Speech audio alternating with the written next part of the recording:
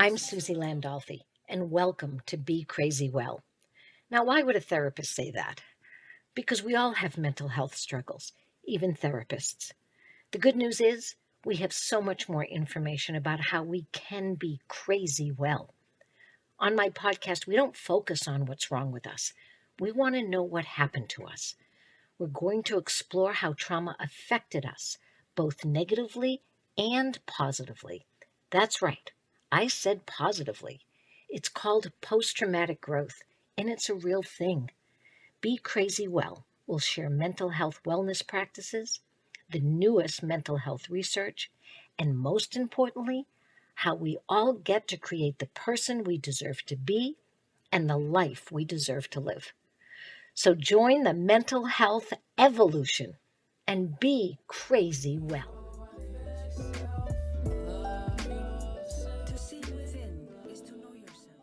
Hi, everybody. Welcome to Be Crazy Well. That's right. We get to be our own special crazy as long as we're well and we do well by ourselves and others. I want to read something to you before we start having a discussion about this. So this is from one of my favorite books called What Happened to You? You know, most of the time people ask you, what's wrong with you? Like if you ever get in an argument and people say the whole time, what's wrong with you?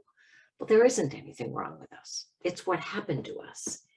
And then we react, and then we are held hostage by what happened to us until we know what happened.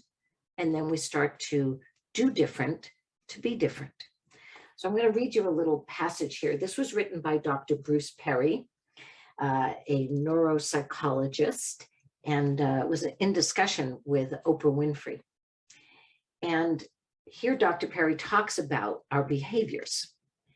And he says, our behaviors begin to shape themselves around the emotional landmines left by previous trauma. I'm going to read that again. Our behaviors begin to shape themselves around the emotional landmines left by previous trauma. Wow, I couldn't think of a more like dramatic, if you will, metaphor of a landmine. Now, I've never walked in a field of a landmine. I've had many relationships where there's been lots of emotional landmines buried that I stepped on, that I didn't know this person had something happen to them. And then I came into their life and brought all that back up by just being me sometimes, just by saying or doing something that I didn't know was going to bring back or explode that landmine about what happened to them before I even met them.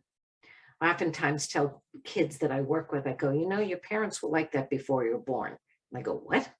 Yeah, like they had experiences that they've had to live with and deal with that happened way before you were born, probably in their childhood. So this idea that we get to start to really, really look at what happened to us is life-saving. It's life-changing, which means it's life-saving. I'm going to read something else. Once this happens, once we've had all these emotional landmines planted from trauma, from what happened to us, here's what happens. The lower brain immediately says, danger, danger, like Lost in Space, danger, Will Robinson, and activates the stress response system, which immediately shuts down the cortex. So there's no chance for a reasoned, rational response. So if I shut something down, if I shut this computer down right now, there's no chance it's going to record this podcast. It isn't going to happen. I shut it down. So the only thing that's going to happen is all my words and all this work is going to go nowhere. Well, it'll go into me. It's not going to be brought to you. So I understand the idea of something being shut down. We shut down our country for a while. So I'm really cognizant of this idea that I can't do something if the thing I need, like my car or the part of my brain that's reasonable, is shut down. Now that's to protect me. That was to protect me when I had to react, when I was forced to react because of what was happening to me. I didn't have an opportunity to sit there and go, let's discuss this. Let's have a reasonable outlook to this when I was being abused by my father. I'm only 8 years old. I'm going to have to figure out how to react. Either try to wrap myself around him so that he'll stop hitting me, run away, hit back, but I'm going to have to react quickly and emotionally. That means that that experience is still inside me. And when someone comes at me and maybe is mad at me, like my dad, there's a good chance if I'm not careful, if I don't know what happens to me or what happened to me, I will react as that 8-year-old. That can happen, and it happens a lot. So I wanted to read that to you because going on, Oprah says, so that burst of violence is actually the result of some highly organized processes in the brain. Like, that's what it is. So it begs the question, like, what do we do about that? Because too many times we're looking at someone who is absolutely reacting to an emotional landmine, and we're saying, where did that come from? Why did that happen? It just came out of nowhere. They never come out of nowhere. And it's really hard sometimes. I work with people all day long. And when I bring this up, this idea of what happened to you, the people that scare me the most are the ones that say, oh, I had a great childhood. Maybe, although I haven't met too many. Usually, if we are reacting all the time or too much or very quickly, we haven't made the connection yet between what happened to us, how it planted an emotional landmine, and now I'm walking around when people can step on it. A lot of times people say, I got triggered. And I realized that a landmine has a trigger and a gun has a trigger. So none of those necessarily are going to be something that you're going to want to have go off accidentally. When you want a mine to go off and a gun to go off, hopefully it is a response, a measured response to something that is life-threatening at that moment. And you're reacting, yet you're reacting understanding the situation. Well, much of our emotional outbursts are not understood. And we hear things all the time. If you hadn't said that, if you hadn't done that, I wouldn't have reacted that way. Well, on some level, that's true. Like you said or did something that let off, touched, triggered, if you will, an emotional landmine from the past. That's where it's confusing. Because I don't want to get punished or reacted to for something that happened to you from somebody else.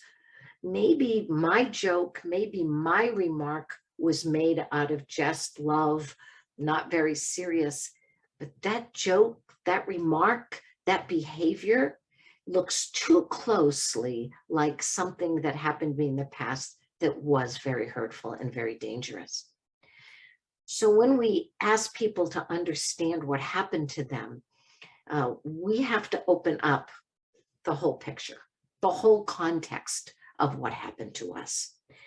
I know that in the veteran community, we oftentimes just talk about what happened downrange, what happened while we were serving, while you were serving. I did not serve. I am a civilian. What I'd also say, though, is you were also a civilian before you were in the military. Maybe you even lived in a military family, so on some level you are serving. And you're still living most of your life in the civilian world, understanding that there's the civilian world and there is the military world. And some people have to navigate both of them.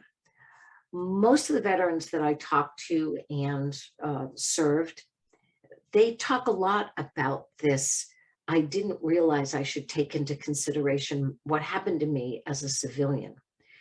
Much of that is because they're focused so much, and rightly so, on what happened in the military, what happened in a battle, what happened that caused tremendous uh, trauma, whether it was physical, emotional, or both. I just believe that it's important to understand everything that's happened to you, not just in the military. I oftentimes wonder too, the reason why so many of the veterans that I work with and have the honor to be around and their families, they talk about the transition and how difficult the transition is. Well, that would make sense to me. Obviously, you're coming from one world back into a world you knew before. Maybe you were in that world even longer than you were in the military. I work with veterans that sometimes struggle. They were in for 4 years. They went in at 18. So they actually had 18 years in the civilian world, 4 in the military. And yet the 4 in the military seems to be and seems to have brought much of the trauma that we talk about in terms of when you get a diagnosis of PTSD. What if we were more respectful of our veterans by wanting to know everything that happened to them before, during, and after the military? What if we actually looked at people and what happened to them in total context? What if we understand that when a veteran is transitioning out of the military, that the hardest part might be transitioning back into civilian world where there was a lot of trauma that was never discussed.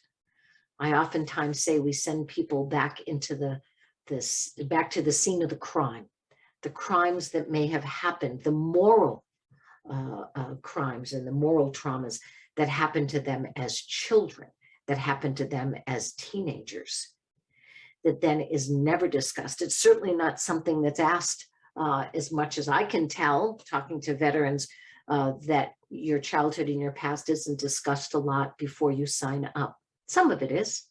We do need to know who's going into the military and why, and what you bring into the military. At the same time, we're smart enough to know that if you say too much, if you give too much of the truth of what happened to you, you might not be accepted. So I get all of this idea that it's very hard to share what happened, especially if you've buried it.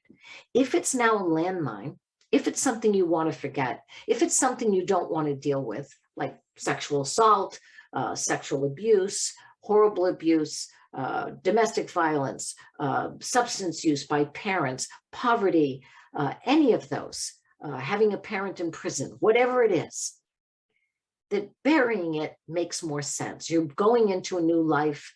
You've survived that.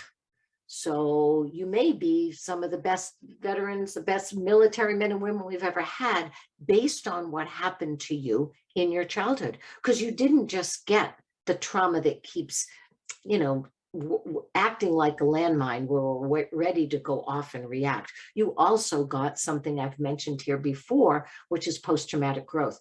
I got some of my greatest strengths from my childhood trauma. That's just a fact.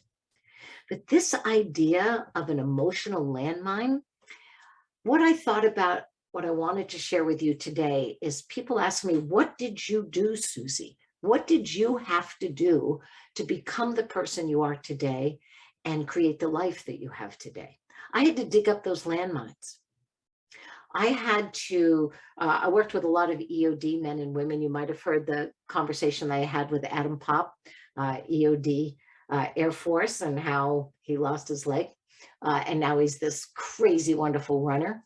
But that idea that landmines are so dangerous and can cause so much trauma, including death, I thought, I'm going to dig them up. I don't want to have people be responsible for whether or not they say something or do something that I can't handle. So I dug them all up. And like an EOD person, I dismantled. It's not dismantled. You guys know those words. I forgot the word right now about how you make sure that it doesn't go off. That's showing my true civilian problems right now and issues. Anyway, I made sure that I knew exactly what was buried, how it got buried, who did it, and what are the things that can make that emotional landmine go off inside of me and outside towards other people. It was difficult. I didn't want to look at them. I certainly didn't want to dig them up, and I did. The other thing that I had to look at was how it affected me and what I had to do to have them not ever explode, even though I uncovered them and I dug them up. How do I make sure that I take that part, or I understand that I don't have to react to it anymore? That even when someone says or does something, I don't have to react in a way that I have in the past. It doesn't have to hurt as much, doesn't have to scare me as much as it used to. So what did I actually do? Well, I started my life over again by making sure I don't react. Now, that sounds like impossible. Like, yeah, someone says something, I'm going to have to yell, like it scared me, I'm going to yell, well, that's the first thing I stopped doing. So the very first thing I stopped doing was yelling. I'm half Italian. You can only imagine how difficult that was. I did it anyway. I stopped yelling. When I felt that someone had stepped on that landmine again, or it wasn't quite processed the way I'd like, and I felt that energy, I took a whole bunch of deep breaths and I listened some more to that person. I remembered why that hurt me. I remembered the situation. I went back and made that connection yet again to what happened to me. And I realized it's not happening again in the same way. And if I don't want it to happen again, if this is a dangerous person in front of me who is not kind, who is not going to listen, who is only going to get upset with me like my dad, I'm going to remove myself from the situation. So I stopped yelling. I understood the connection between what was happening now and what happened. And the other thing I did was I didn't engage. What came out of their mouth was about them. It didn't have to be about me. So I stopped yelling. That means I was listening because I wasn't yelling. And I didn't engage in that defense. I didn't start to not only yell, I didn't even talk back in a disrespectful way. I didn't name call. I didn't blame. I didn't shame. I heard what they said. I didn't like, maybe necessarily even agree with what they said. I maybe didn't even like how they said it. I wasn't going to be part of that discussion in that way. Now that gave me a lot of leeway. I could, if it seemed safe enough, even though it wasn't kind enough for me, I could wait till they're finished and I could say, okay, are you capable and ready to hear my response to that? Can I share with you what I'm thinking and feeling and what I'd like to do about that? If they're incapable, then I didn't do it. I left. I said, well, I appreciate you said what you said, and I'd like to go now, and we'll try to discuss this later.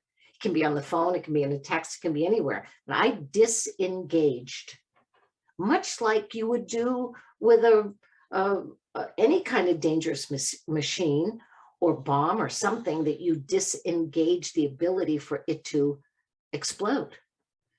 So I did that. I didn't like it. I still had all those thoughts of you're an ass, you're like that. I had those thoughts. I had those feelings. I did have those feelings, you're wrong. I had all of that. I just helped myself by not reacting to it. Now, some people would say you're lying, then you're not being honest with yourself. No, I was honest with myself. I just wasn't going to behave in a way that I knew wasn't going to help me. It was not going to help me. Every time I yell, every time I get upset, every time I call names, every time I try to defend myself, it hurts my body, like literally hurts my body. We now know, and in this book lists a whole bunch of physical things that happen to you when you get horribly upset with yourself or with others. Now, swallowing it and holding it down and pretending it doesn't exist, that's not the other side. That's not a great option either. It's understanding that this is happening. It's understanding what happened to me. It's understanding how it gave me thoughts and feelings about myself and others that are not helpful. It's understanding that I learned and I was trained to react by yelling and calling names. I understand all of that now. So I'm not sitting on it. I'm not pretending it doesn't exist. I know it exists. I'm just going to do different in order to feel and think differently. That's what's happened to me. So then what happens when you do that? When you stop yelling, you stop calling names, and you disengage, or you don't engage in that kind of a reaction. It actually got easier. I know that sounds ridiculous when you're in it, and it does. I actually figured out when I really was not correct, when I was wrong. Like my daughter always says to me, make sure you don't say you're sorry, Mom. Say you're wrong. Say, I was wrong. What can I do to fix it? I love that. But what happened was I was really able to clearly see my part. And then I was able to do something about it that actually not only changed me and my life, but it actually started to change the people I care about. So they didn't have anybody to argue with. They didn't have someone who was yelling back. They didn't have someone who was calling names. Now, I can't tell you that everybody is going to be able to do that.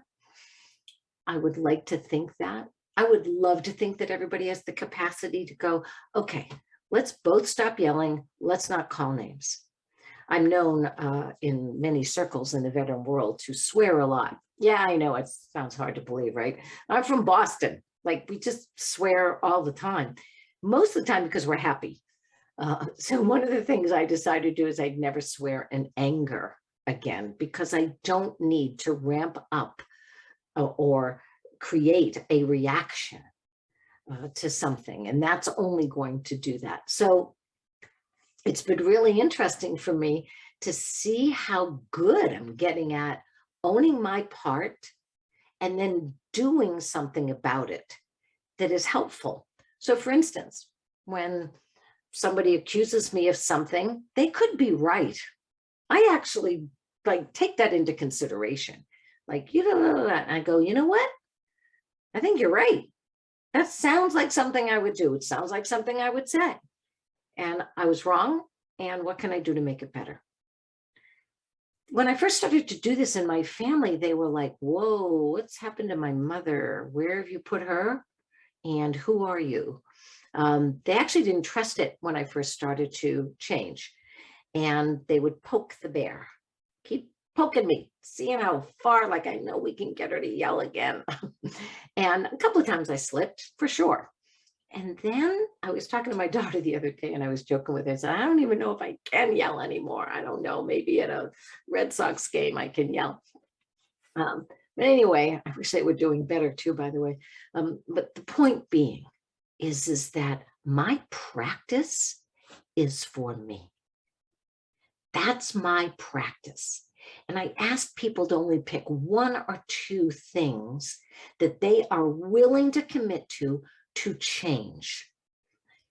The smallest thing, like eye rolling when someone tells you something, making that smirk when someone says something to you that you don't believe or you think is stupid. By the way, the S word, that's not allowed in our house. Like when my grandson was really young, it was a very funny time. I think he was probably about 4, because he's heard, some swears at that point, some off-color words. And I can remember saying to him, Logan, now that you're in nursery school and everything, and here in the house, we never say the S word, ever. It's so hurtful. And he goes, you mean shit? And I go, no, you can say shit. You can't say stupid. There is no time that I can think of that has ever helped me or someone else if I've said, you're stupid, that idea is stupid, what you're doing is stupid. I can't think of a time that that has helped the situation. I can think of a time that I said, are you sure you want to do that?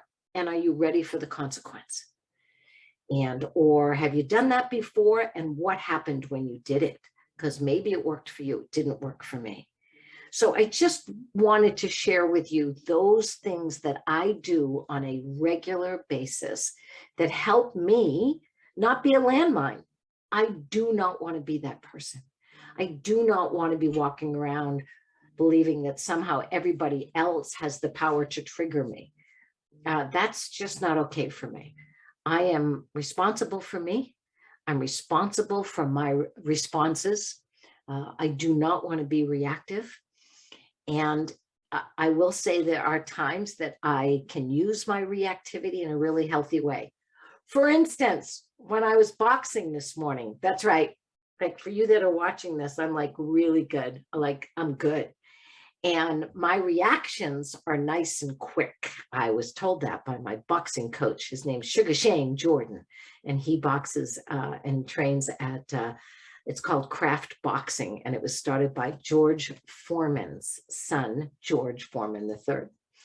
And so I still have an opportunity to react. I have an opportunity to react when I play a sport. I have an opportunity to react when I'm being funny. And I'm very quick on my ability. I can react when I'm playing a game. So reactions aren't always bad. I just want to make sure that I'm using them to enhance myself and my family and the world that I care so much about. So no emotional landmines, dig them up. And you can always contact me. We always put my email in the presentation when we're telling you about what's coming up next on Be Crazy Well, but I'll give it to you right now as well. It's Suzi, SUZI GMA, SuziGma@gmail.com. So my grandson calls me, and all the other kids around here call me Gma, and I'm proud of that title. Write to me, tell me your landmines. And also, if you'd like to be on this podcast because you're a want-to-know person and you just want to talk to me about what it is you're working on and what it is that you're changing in you because you deserve it, call me. Like, write to me first. You'll get my phone number in the email. And let's have that discussion. We don't always have, quote unquote, the expert on the podcast. You're your own expert. You're the one that can create you better than anybody else. You're the one that can create your life better than anybody else. And I'm just here to tell you, I'll walk beside you. I'll walk alongside you. I'll share with you what I do on a daily basis, what I've had to do, what I'm privileged to do and honored to do. And we can support one another. So, all right. Have a great week. I'll see you next week on Be Crazy Well, theme song by Calvin Love. Look him up. He's on all those wonderful music platforms. And it's called Be Your Best Self. And that's what we're all trying to do here. So bless you all. And I'll talk to you next week. Bye.